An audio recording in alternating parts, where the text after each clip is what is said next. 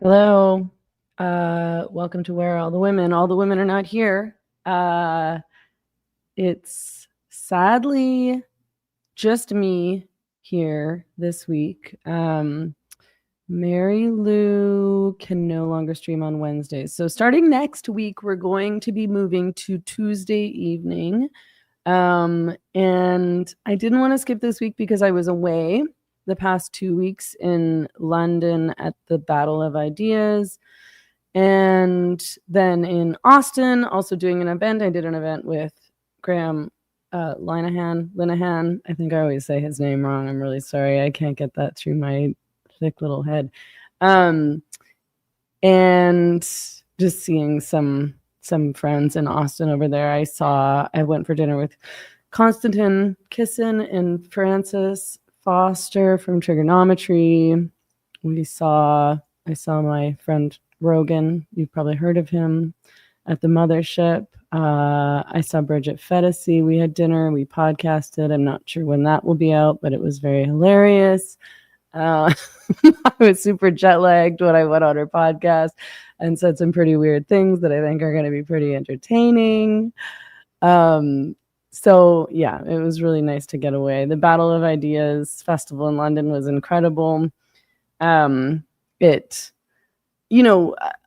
there's a lot of really bad stuff that's going on over in the UK right now in terms of mass immigration and in terms of really bad crackdowns on free speech, people getting arrested for social media posts and things like that.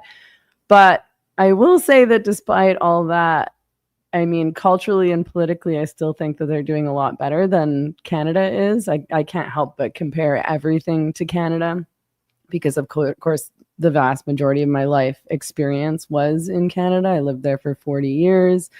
And despite the fact that I've been living in Mexico for the past 5 years, I'm very connected over there. I have friends and family there still. I follow politics there really closely. I'm in contact with people who are involved in politics, culture, activism, journalism, etc. over there. So, the culture is weird because, yeah, people are getting arrested for social media posts in the UK, and it's crazy. But the culture around free speech and open debate is so much more robust than it is in Canada. The Battle of Ideas is just something that would never exist in Canada. I don't think that it would be allowed to happen. I'm not sure I see anybody even bothering to organize such a thing. We don't seem to have really a lot of very interesting, compelling cultural and political events there in general. But I think that if anybody tried to book a venue for an event like that, I don't think anybody would rent to them. And I think that somehow it would be rendered illegal. The protests would be off the chain. We're not allowed to debate things like DEI and transgenderism in Canada. I've talked about this ad nauseum, so I'm sure you guys are all aware, but every time I've tried to book a venue in Canada to speak about gender identity issues in particular, anytime anyone else has tried to book a venue to host a talk or a panel that includes me, we lose the venue. And often we have to get lawyers involved in order to be able to keep the venue, or we just have to scramble to find a new venue last minute, sometimes a private venue, or, sometimes we aren't able to be honest about what we're booking the event to do, which doesn't feel good. I don't like that. I don't want to lie in general, but I don't think that I should have to lie when we're talking about really not just reasonable things, but really important things, the transitioning of kids, which of course renders kids mutilated and sterilized for life. When we're talking about things like women's rights, I mean, we should be able to talk about whatever we want, wherever we want, in my opinion. But it's this massive festival, a massive event. There's tons and tons of attendees, tons of different panels, tons of different speakers. I shared both of my introductory remarks on my Substack if anyone's interested at meganmurphy.ca. But I was on a panel discussing DEI with Andrew Doyle and some other really interesting people, and brought a perspective from Canada, which my perspective is always that it's worse. So yeah, and similarly, I was on another panel talking about censorship, particularly in the publishing industry, around women who talk about sex realism was the term that was used in the title of the panel. And similarly, the women in the UK legitimately have concerns about censorship and being censored on account of being TERFs, but they're still getting published. Lots of those women are publishing books and publishing in journalism. Julie Bindel, Suzanne Moore. There's tons of women over there who are getting published. Jenny Lindsay. And in Canada, nobody is. The places that I could get published in Canada would be, the National Post. And that's pretty much it. Quillette, I guess. But I mean, I don't know why I think of that as it's not a Canadian publication. I guess I just think of it as Canadian-ish because John Kay is an editor there. But it was founded by an Australian woman, so I don't know. And yeah, so I just, again, was like, well, yeah, you guys, it's a fight and it sucks. And there totally is censorship and banning and cancel culture in the UK. But, you can still have a successful career as a writer and a journalist, even if you're a TERF. And I just don't think that's true in Canada. So once again, Canada's the worst. Blame Canada. That's sort of my theme song. In any case, I was away for 2 weeks, so I couldn't stream. Partly because I was in a weird time zone. Also because I just didn't have all my equipment with me. I can't lug my microphone around with me and all my lighting and stuff like that. It's too hard. And there's been so much stuff that I wanted to talk about that's been piling up, so I didn't want to miss this week. But yeah, Mary Lou isn't available on Wednesdays anymore. So we'll be back regularly next week on Tuesdays, and I'm going to stream by myself tonight, which I honestly hate doing because I don't like talking to myself. So I hope that you guys will talk to me. One of the main things that I wanted to talk about was the Great Feminization article by Helen Andrews. Am I getting her name right? Yes, I am getting her name right, which is a big surprise to me. I posted this query in my Substack chat asking people what they thought about this article, and in general, the argument that woke and cancel culture were, that all happened on account of this feminization in the workplace and the feminization of society and culture and politics in general. And I want to get to some of those comments, but if you guys in the chat on YouTube have thoughts and comments about this, please let me know.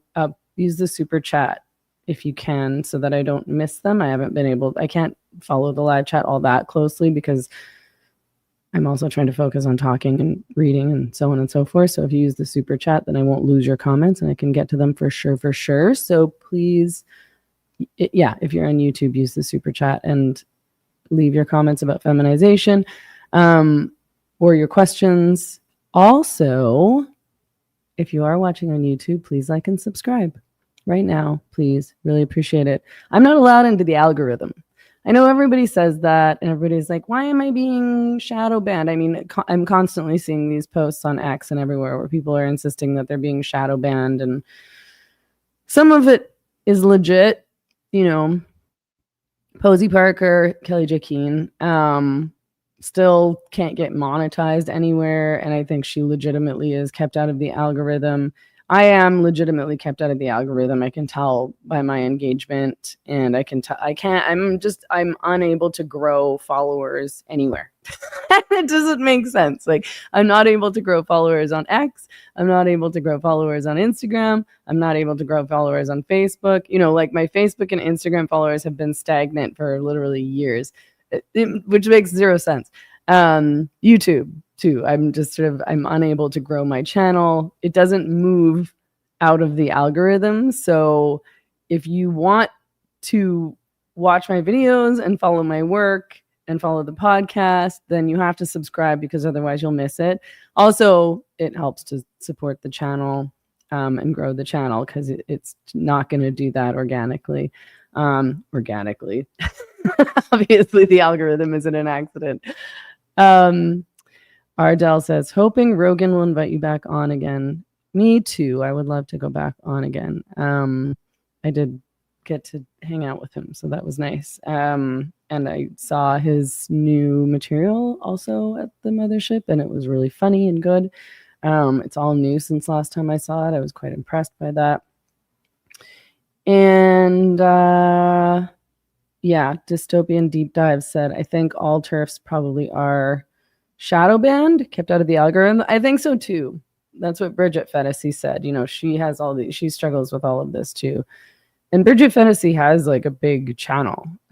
She has a large following on YouTube, and she does relatively well there, I think. But they still kind of ding her inexplicably.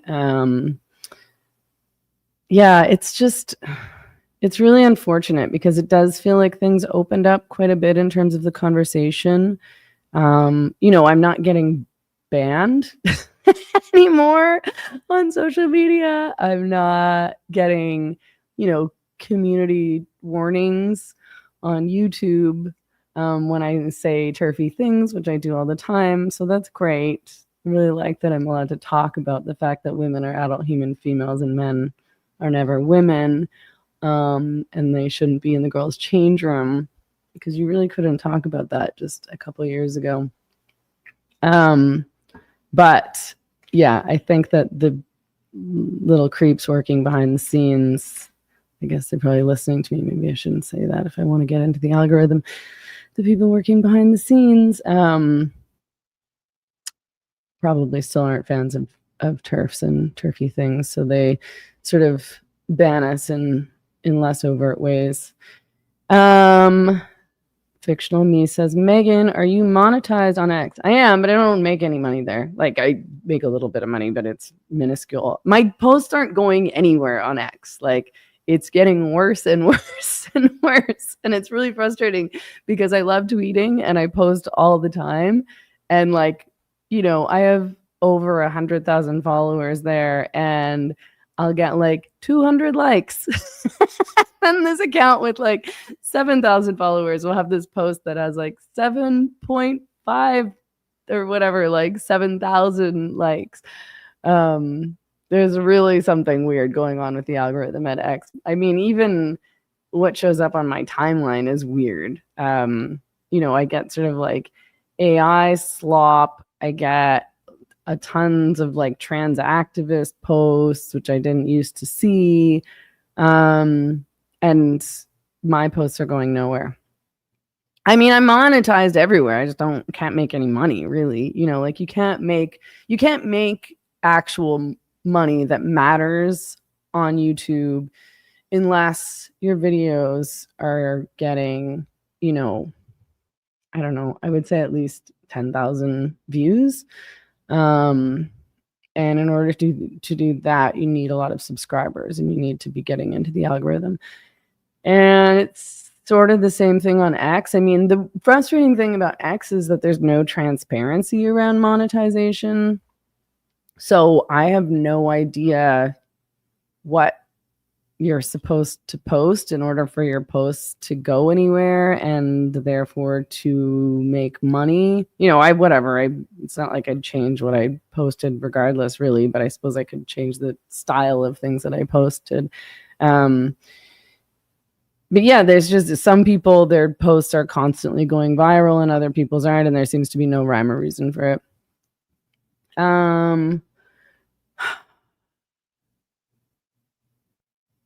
Beatrix says, and you're still here every week, Meghan, so thank you for doing this show. Well, thank you for showing up.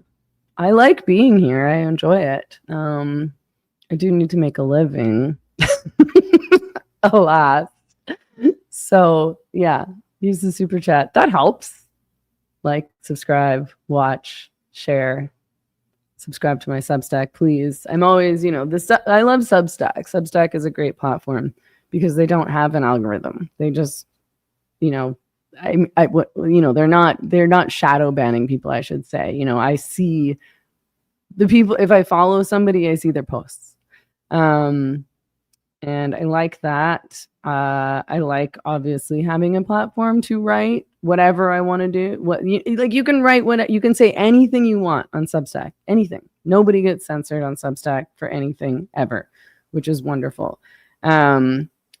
Most of us, a lot of us who've been there from sort of the get-go for quite a few years now are losing a lot of subscribers because Substack started making deals, paying people to come on who are really famous already. So there's all these like celebrities and like celebrity journalists and celebrity writers and just general celebrities on Substack all of a sudden. So people are moving their subscriptions over to those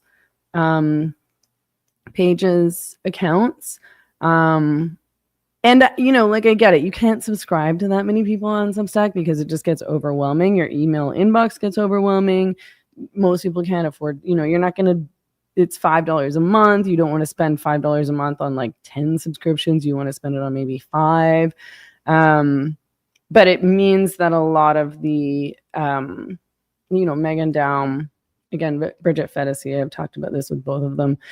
My page, my account, we're losing paid subscribers. And that's how I make a living. I'm not, again, I can't really make a living through social media. It just doesn't work for me because of the kinds of things that I talk about and because I'm not really that interested in trying to figure out how to game the algorithm.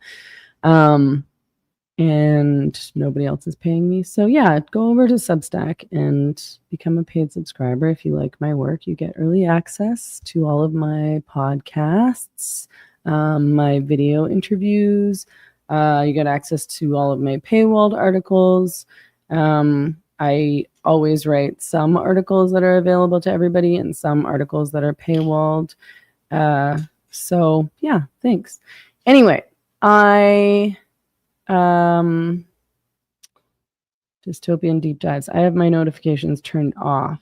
I would recommend turning your notifications on YouTube on so that you get a notification when I post new stuff. But whatever you want is fine. Okay.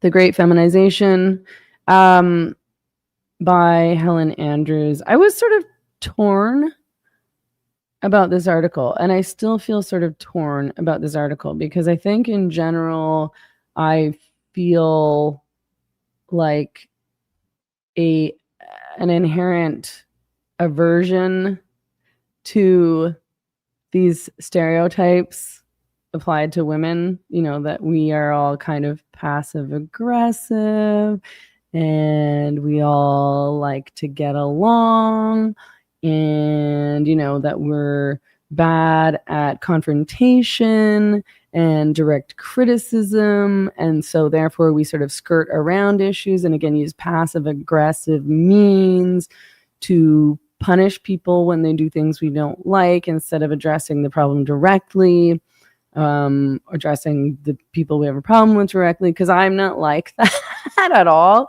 I don't have a problem with confrontation. I'm totally comfortable with it. I'm totally, I'm comfortable disagreeing with people. I don't love fighting, to be honest. I think that a lot of people think that I must really love debating and arguing, and I really don't, actually.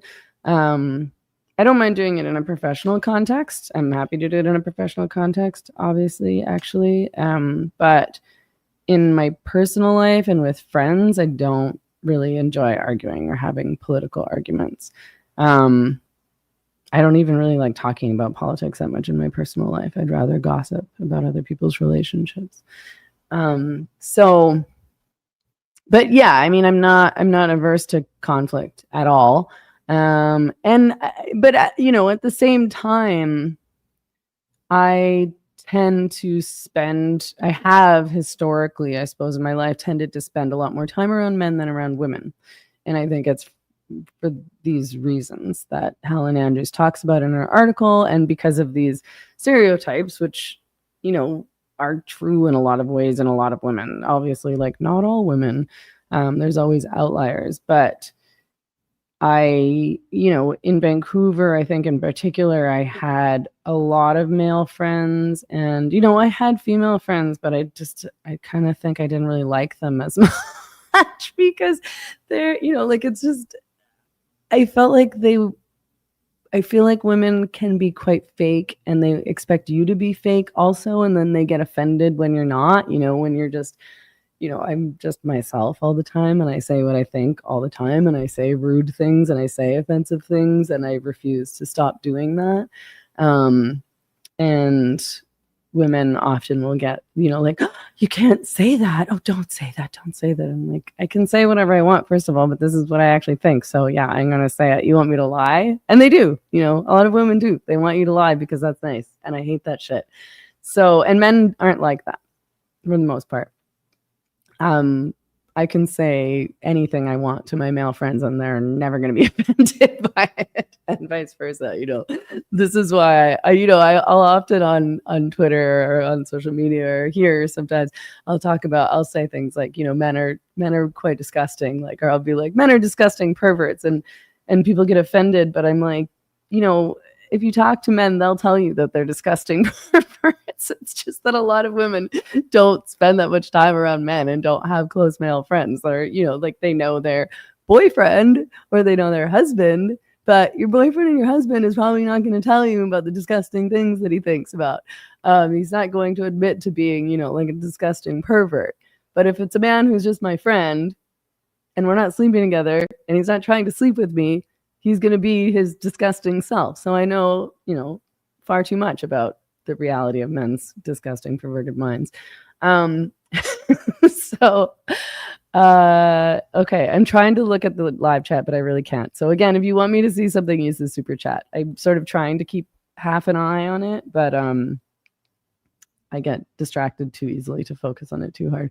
So let's talk about the article. So her premise is, again, that she says cancel culture is feminine, and everything you think of as wokeness is a, you know, like, it comes from this feminization. Everything you think of as wokeness involves prioritizing the feminine over the masculine, empathy over rationality, safety over risk, cohesion over competition. And I think that's fair. A lot of the article is about the feminization of the workplace and the impact that had on workplaces and on culture by proxy. But I also think that there's still a ton of workplaces and companies, for example, that are still really male dominated. Like, you know, I think about the medical profession, for example, because I think that medical schools became majority female in 2019, but then still the majority of nurses, which are, you know, nurses are paid less than doctors, are female. So 86 to 89% of registered nurses are female, and the percentage of doctors in the US is still majority male. So like 62% of doctors in the US are male, and women make up 38 to 39% of physicians. You know, there's more male surgeons, there's more male CEOs, there's more male, you know, there's professions like truck drivers, computer programming, tech. Obviously, men are way overrepresented and women are way underrepresented. So I'm sort of, I don't know, I'm sort of unconvinced that the workplace has suffered a lot due to feminization. You know, I'll often see comments from men on places like X, for example, who tell me that, oh, well, you know, if women want their own spaces and they want men out of their spaces, they shouldn't have come into men's spaces, and women shouldn't have taken away men's spaces. And then I'm like, what spaces are you talking about? I don't understand. And they'll be like, you know, the workplace. I'm like, that's not a man's space. It's a woman's space too. Sorry. And I think there's good and bad things to women having entered the workforce en masse. You know, like I'm a freedom and choice person, so I want women to have as many choices as they can possibly have.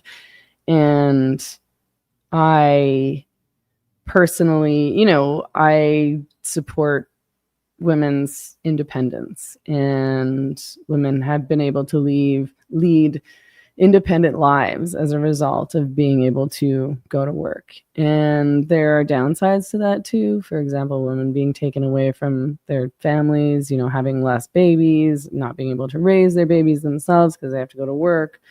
So I concede that's a downside, but I think that overall women's freedom and independence is more important.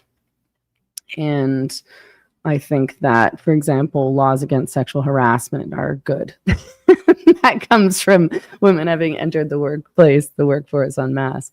One of the points that was made I think in Helen Andrews' article, and then in a couple of the response articles to the Great Feminization, was that, and I can totally see this, that teaching used to be pretty much completely a female career, because women weren't allowed into other careers. They weren't allowed to go to medical school. They weren't allowed to go to university. They weren't allowed to work in other settings, but they were allowed to be teachers. So, you know, the really, really, really smart women who wanted something more, who wanted something intellectual, who wanted to get out into the world, who wanted more stimulation, would go into teaching because they had no other options. Now it's all the stupid people who go into teaching. And sorry if there's any teachers watching. I'm sure there's some intelligent teachers out there, but the kinds of people who go and do their BAs in education and go into teaching in elementary schools and high schools are really stupid people. And they're in like the bottom rung of test scores in academia. But also, I mean, if you've ever met anybody who's gone into education, gone into teaching, you'll probably notice that they're not very smart. And if you've gone to school, you'll probably notice that your teachers aren't very intelligent. And you can see that also, I think, in terms of how ideological teachers are and how attached they are to wokeness. I don't think that wokeness and progressivism is, you know, I think if you're a real critical thinker, you don't fall for the woke cult and the LGBTQ garbage. So there's a downside. I think that some of the other points that were made, you know, 71% of men say that protecting free speech is more important than preserving a cohesive society. And 59% of women said the opposite. So I think that's like a pretty well-known fact, is that unfortunately women are much less supportive of free speech than men are. And that, you know, probably has to do in part with the fact that women think that a lot of speech is offensive and react emotionally to that instead of thinking about it rationally.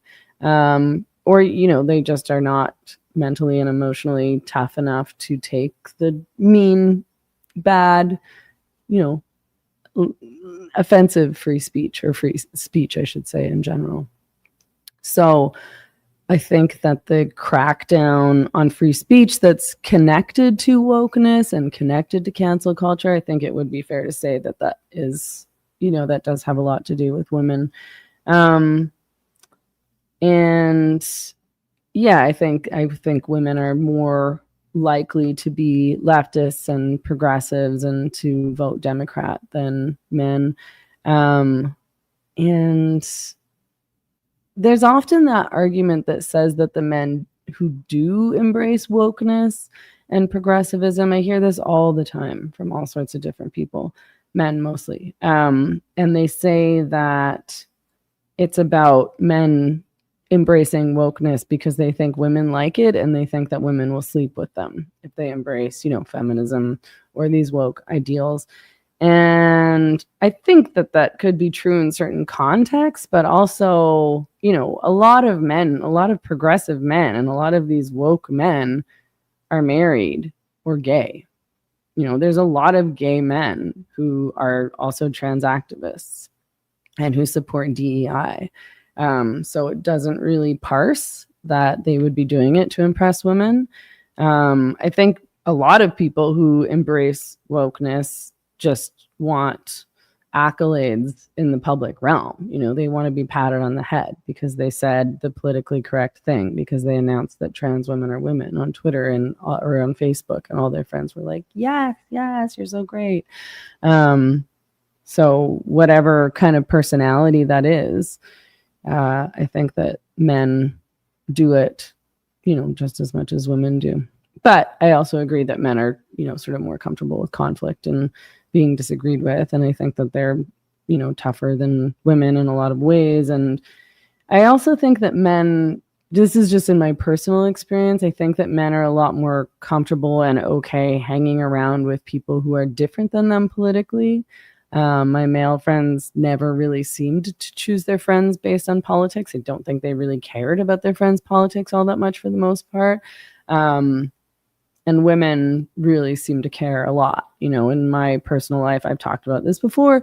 The people in Vancouver, the friends that I lost in Vancouver, the people who said, oh, we can't hang around with you anymore because of your political views, or because, my friends are giving me problems because I'm hanging around with you and they say you're a TERF and you're a hateful bigot and blah, blah, blah. Those are mostly women.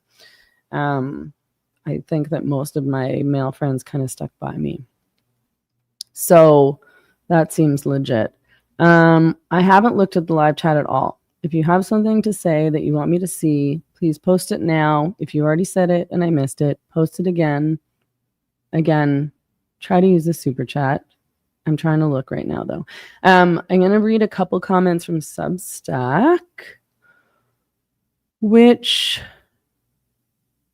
okay. So Winifred Greenhalgh, I don't know how to say her last name, says if feminization means that more account has to be taken of women as autonomous human beings in all walks of life, then it's a good thing. Sexual abuse of women by men is still happening in all walks of life, and I believe it is rising. What exactly are people saying has changed that they can't do it as blatantly as they used to? I mean, okay, so I think this is fair. I think that, yeah, if feminization means that more account, sorry, this sentence is awkward, more account has to be taken of women as autonomous human beings in all walks of life, then it's a good thing. Yeah, I mean, again, like I obviously support women entering into the workforce and women being able to exist in the public realm and in politics. And I think that obviously that's going to have an impact on culture and politics. And maybe some of it will be negative, but I think it was worse when women weren't allowed in the public realm and in the workforce. And when they didn't have rights and when they had no choice but to stay trapped in horrible marriages and they couldn't have credit cards or property and they would be destitute if their husbands left them. They really didn't have any option to leave. They would lose their kids. They wouldn't just not have any money. They would lose their kids. They had no rights in that way. So, a lot of men or MRAs, if you want to call them that, will complain that, men, they'll say that men are scared to enter into committed relationships with women and to marry because men get screwed nowadays in divorce. But women got really screwed. Men, I don't think that men really get that badly screwed in divorce. Sorry, that might be a controversial thing to say for some of you. But yeah, you end up paying child custody and alimony, but you're not destitute. Like, you don't lose your entire life. You still have your career. You still have an income. You still have half of a property. You probably will get partial custody unless you're a really awful person. Most people that I know who've gotten divorced, they do 50-50 with their ex. Like, I can't even think. I know a lot of people who've gotten divorced. At my age, it's pretty common. Like, I'm in my 40s, so a lot of people are getting divorced now.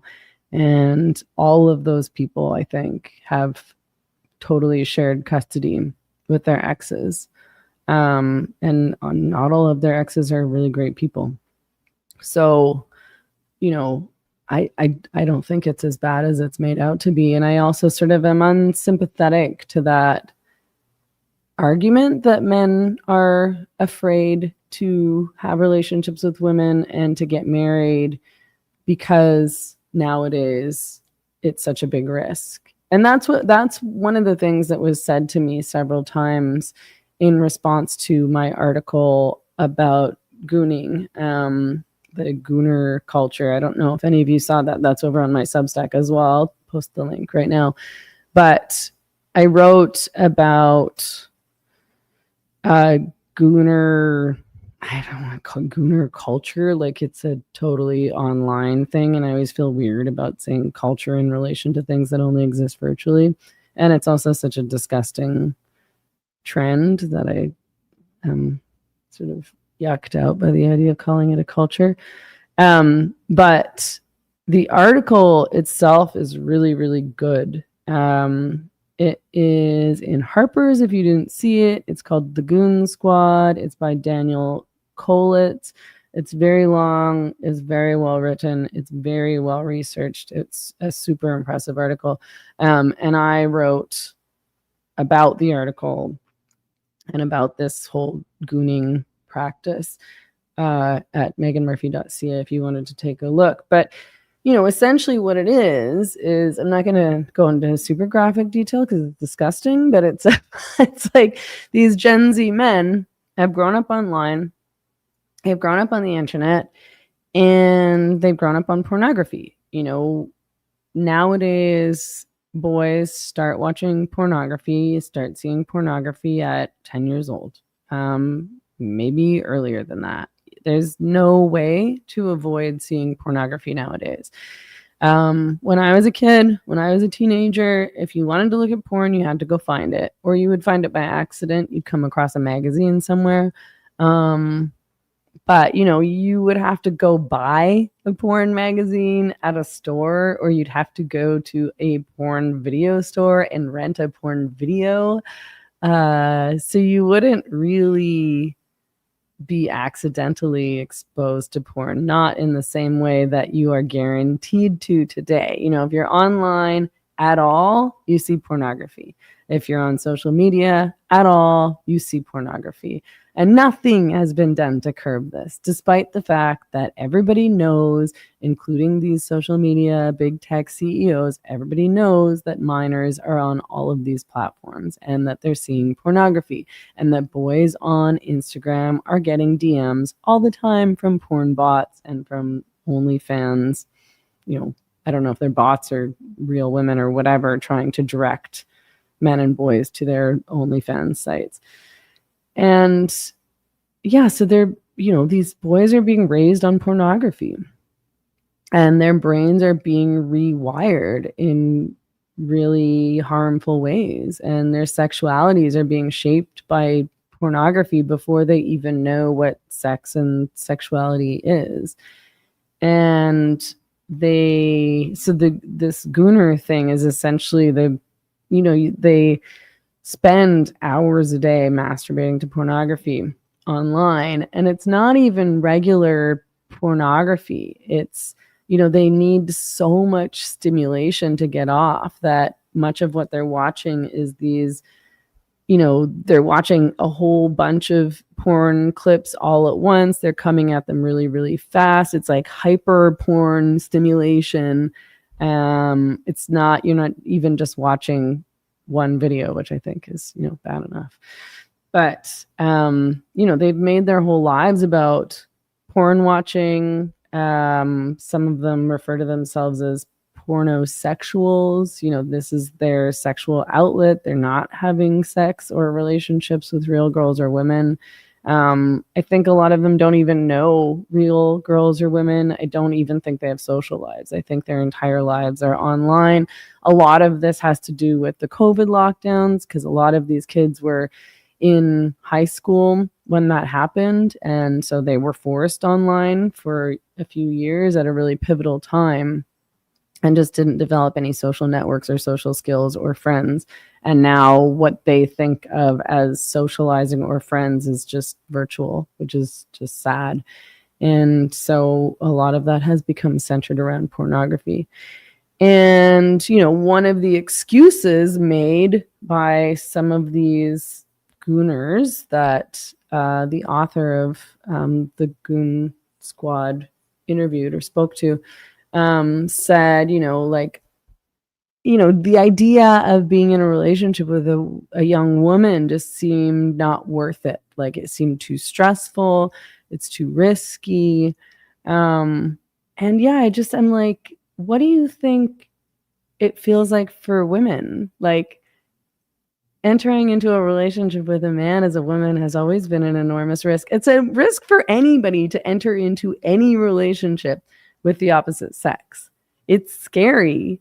Like, you might get treated like shit. You might get rejected. You might get your heart broken. Someone might dump you. Someone might cheat on you. Someone might divorce you. If you're a woman, somebody might abuse you or murder you. Like, what do you think? Like, it's of course it's a risk. It's a completely vulnerable situation to be in, more so for women than for men. And so I just don't buy it. It's like, oh, it's too big of a risk for men. Now it's not worth it. It's like, well, who is it worth it for?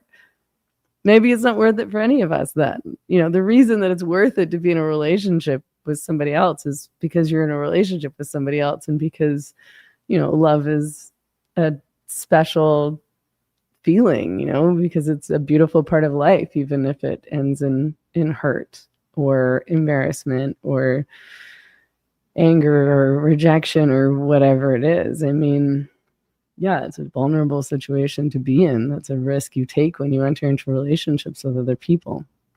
So, yeah, dystopian deep dives. Love is always a gamble. For sure. I don't know where this idea came from that, suddenly it's a risk for men, so they can't do it. Like, it's still like, I don't know. I think it's still a lot riskier for women to enter into relationships with men. And yeah, we need men to get pregnant, sort of, but men need women more than women need men nowadays in that context, which is to say, like, women can, if they want to. I don't think that it's an ideal situation, but they can, if they want to, get pregnant and have kids regardless of there being a man in their life. Men can't really have kids, not very easily anyway, without a woman in their life. So if you want to pass on your genes and keep your bloodline going, you really do need a relationship, and you need a woman, and you should get married to one.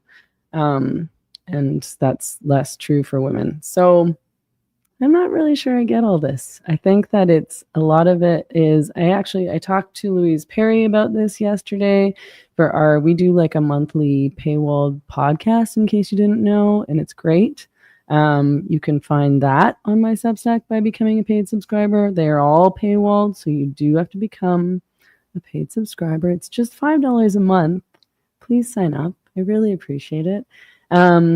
Or you can become a paid subscriber on Spotify and listen to it there. And that's on the Same Drugs stream, just because it's easier that way. So we had a hour-long conversation about this gooning thing also. And yeah, I sort of forgot where I was going with all that, but that'll be out tomorrow, so you can listen to it if you become a paid subscriber again. But I think that, yeah, part of what we talked about was the fact that really, like, one of the results of this culture and this practice is self-extinction. These guys are taking themselves out of the gene pool. That's what's happening.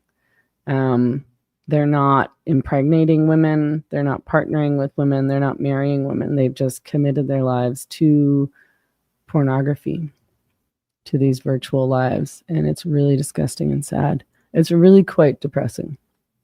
And I don't know that there's anything we can do about it, because I just sort of think it's the natural end result of the internet, because I think that a big reason that the internet exists is pornography, and pornography has been so normalized in our culture. I've been writing about this for ages. I've been saying over and over and over again for years, we should not be normalizing pornography. Pornography should still be a shameful thing. It should be embarrassing. I don't think anybody feels embarrassed to use pornography anymore. People talk about it all the time openly, like everybody does it. And even, like if you say that, if I say to a man, oh, so-and-so doesn't watch porn, like I know some men who don't watch porn. They purposely quit using pornography because they could tell that it was bad for them. Or they think it's bad for humanity. They think it's bad for society. They think it's bad for them personally. Whatever, they could be doing better things with their time. They think it's bad for their relationships. They think it's bad for their sex lives. They think it's bad for their dicks, whatever it is. I know men who've quit using porn. And if you say that to a lot of other men who do use porn, they're like, no, he's lying. All men watch porn. He's lying. You're stupid. You're naive.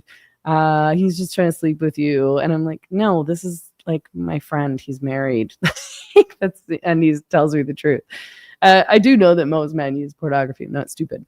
But they'll say that, but I think like people even think it's weird when I say that I don't use pornography, because I think that there's an assumption that, the modern liberated woman also watches pornography. I find pornography disgusting. I always have. I don't find it to be a turn on. I find it to be a turn off. So not only do I think it's, gross, I don't want to look at other people's genitals, unless I'm having sex with them. So I've never really understood that. I've never understood why I would want to see a stranger's genitals, or why I would want to watch other people having sex. It's never, I don't know what's appealing about that. But yeah, I think this gooning thing is the natural result of the normalization of pornography, the internet, and the amount of pornography that's on the internet, and the fact that nobody has done anything to curb porn access online and on social media. I don't know why pornography is allowed on X or on Instagram. If people want to look at pornography, they know where to go. It's not hard to find. It does not need to be on these platforms, period.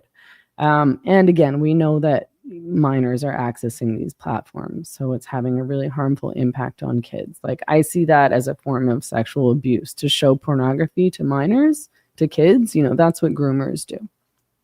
That's what men who are trying to groom a child to abuse them does. Like if you read about these stories, they'll show them pornography to sort of like normalize these kinds of practices. Really gross. I don't know if I should talk about this on YouTube. Maybe this is why I'm not on the algorithm. Not advocating. I think it's really bad. Illegal, in fact. So yeah. Okay. So those were a couple other things I wanted to talk about. The feminization article, the gooning thing. There were a couple of other things. I'm going to sign off in 10 minutes. So we can also talk about either Kim Kardashian's Skims line of fake. I don't even know how to what did they call them?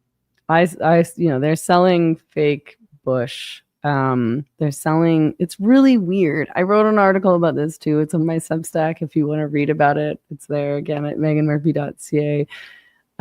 It's called The Ultimate Bush, and it's underwear featuring faux hair. I put a link to it in the show note. Like, why am I talking about only like disgusting things? Well, I guess the feminization article isn't disgusting. Whenever I start talking about these things, I'm like, how do I talk about these things without getting censored? I guess I already am censored, so whatever. I'm gonna post a link in the chat also, but it's in the show notes on YouTube. Yeah, like it was really strange to me. I was totally confused when I first saw this. This underwear with fake pubic hair attached to it in all different colors. And it was like, why wouldn't you just grow your own? And then Bridget Fedesi again told me, she commented on my post on X that it was because all these women had lasered all their pubic hair off. So then now they needed, I guess the bush is coming back into style and they can't grow it back themselves. So they need a fake bush. And I was like, okay, you guys are so stupid to have lasered off all of your pubic hair. Why would you do that? It looks disgusting. I just don't relate to porn culture at all. I remember when this first started becoming a trend in the early aughts, the Brazilian bikini wax, and the style was like this little landing strip that looked sort of like a Hitler mustache, and it looks so bad. Like, it doesn't look cute, doesn't look sexy. I don't think being totally bare down there does either. Sorry, I don't know if this constitutes TMI, but, and I'm not saying don't take care of yourself. Don't try to keep yourself like tidy and groomed in general, like in a variety of ways. But that doesn't necessitate lasering off all of your hair or waxing it all off. I think that and I don't really understand why women do this. Like, I understand taking care of your bikini line so you can wear a bikini and things don't look gross.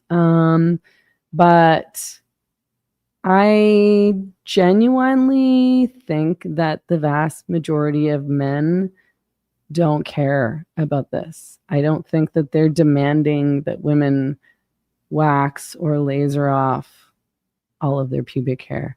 I think that men actually like women's bodies, and I think that women who think that they need to do that, I don't know, to please men or attract men.